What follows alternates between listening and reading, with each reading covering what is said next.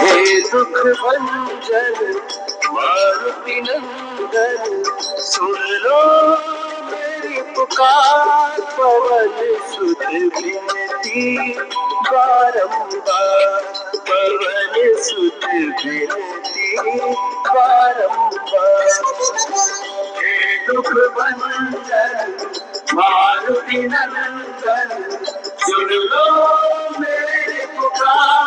पवन सुत विनती बारंबार, पवन सुत विनती बारंबार।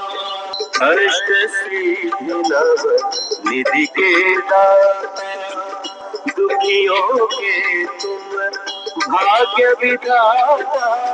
सिया राम के काज सवारे, सिया राम के काज सवारे, मेरा कर उद्धार। पवन सुत विनती बारंबार, पवन सुत विनती बारंबार। हे दुख भंजन मारुति नंदन, सुन लो मेरी पुकार। पवन सुत विनती बारंबार, पवन सुत विनती बारंबार। जय बजरंगबली, जय श्री राम। प्रिय भक्तों, हनुमान गाथा चैनल में आपका स्वागत है। पिछले एपिसोड में हम लोगों ने हनुमान गाथा चैनल का परिचय दिया था, जिसमें आगे के सभी एपिसोड में सभी भागों में क्या क्या बतलाने वाले हैं उसके बारे में जानकारी दिए थे। इस एपिसोड में हम शुरुआत करेंगे तुलसीदास जी और हनुमान जी के मिलन से। तुलसीदास जी रोज रोज राम कथा सुनाया करते थे और आसपास के गांव के बहुत सारे लोग आकर के उन कथाओं का श्रवण करते थे, सुनते थे। एक दिन दोपहर के समय तुलसीदास जी किसी जंगल से गुजर रहे थे, तभी एक पेड़ से आवाज आई। पेड़ से निकलते आवाज को सुनकर तुलसीदास जी चौंक गए और चारों तरफ देखने लगे। चारों तरफ देखने पर उन्हें कोई दिखाई नहीं दिया। फिर थोड़ी देर बाद दूसरी बार पेड़ से आवाज आई और पेड़ बोला, तुलसीदास, मैं तुमसे बात कर रहा हूँ। तुलसीदास जी पेड़ से आते आवाज को सुनकर डर गए, किंतु साहस के साथ फिर पेड़ के पास गए। पेड़ ने तुलसीदास जी को बतलाया कि आपके कथा में एक ब्राह्मण है जो सबसे पहले आता है और सबसे बाद में जाता है। वो ब्राह्मण कोई और नहीं बल्कि बजरंगबली हैं, हनुमान जी हैं, और उन्हीं के सहायता से आप श्री राम जी की कृपा पा सकते हैं, क्योंकि श्री राम जी तक पहुंचने के लिए हनुमान जी के आदेश, हनुमान जी की सहायता के बिना उन तक पहुंचना संभव नहीं है। ये सुनकर तुलसीदास जी को बहुत आश्चर्य हुआ और फिर वो अपने आश्रम में पहुंच गए। आश्रम में पहुंचने के बाद उनको रात में नींद नहीं आई। वो बहुत बेसब्री से अगले दिन सबसे पहले आने वाले ब्राह्मण का इंतजार करते रहे। जब उनके राम कथा का समय हुआ तब वो ब्राह्मण वहां पहुंचे। जब वो ब्राह्मण पहुंचे तो तुलसीदास जी हाथ में एक फूल की थाली लेकर गए और ब्राह्मण के पास जा करके फूल की थाली जानबूझकर हाथ से छोड़ दिए और फूल उठाने के बहाने उस ब्राह्मण का यानी कि हनुमान जी का पैर छूने लगे।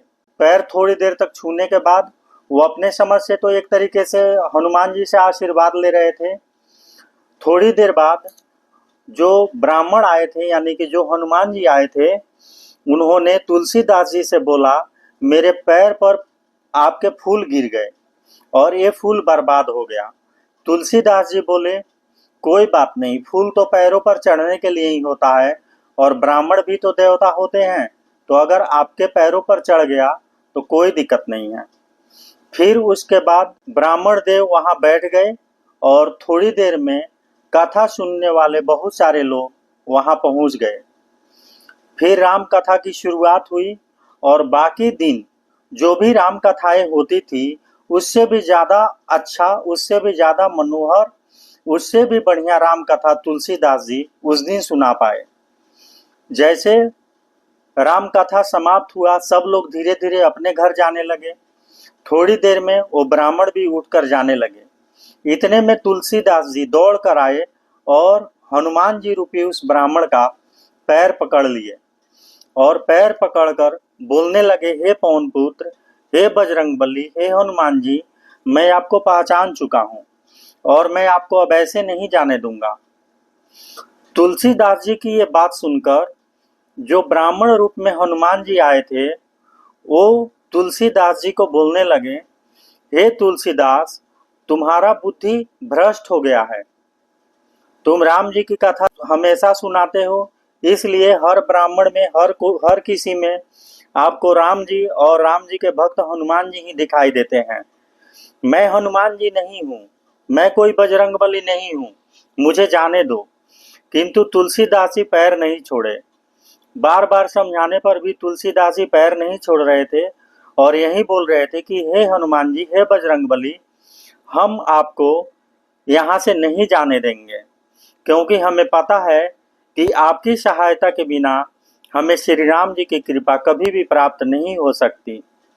बहुत समझाने के बाद भी जब तुलसी खड़े मिले और जब हनुमान जी उनके साथ खड़े मिले तो दोनों आदमी एक दूसरे से बातें किए और तुलसीदास जी हनुमान जी का पैर पकड़ लिए।